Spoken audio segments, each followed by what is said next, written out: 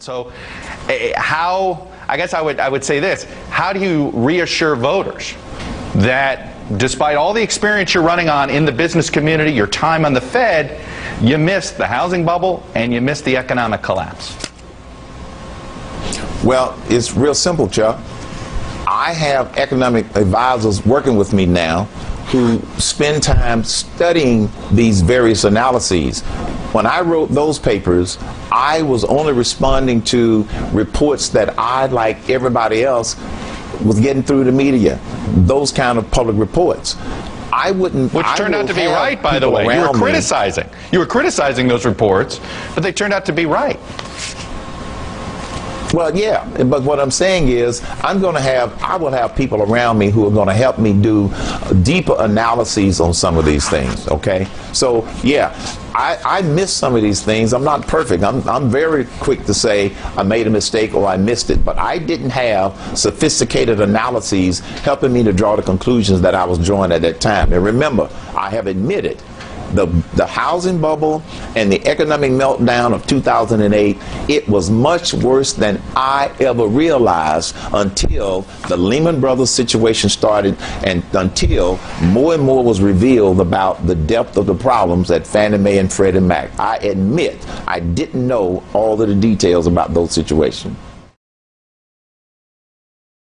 I was stunned by reading a statement you made in the Banking Committee on September 10th, 2003. In fact, I reprinted the whole thing in my book. I want Americans who hear leaders saying every day, we could have never seen this coming.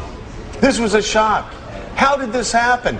I want to read what you said 5 years before the collapse.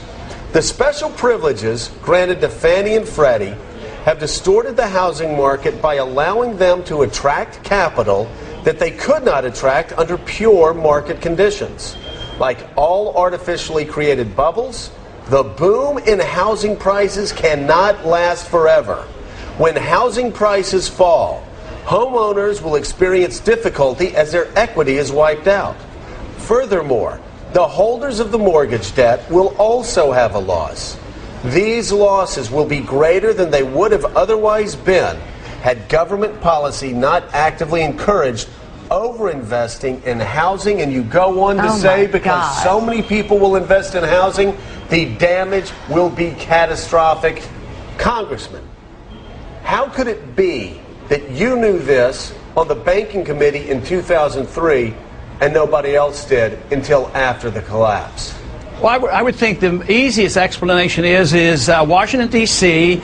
is permeated by Keynesian economic thinking. Very few even know the name Austrian economics and understand the business cycle. I was concerned about the building of the bubble since 1971 when gold was delinked from the dollar. So since that time, the bubble has been gradually being inflated, but it got out of hand in the 1990s as well as after 2000.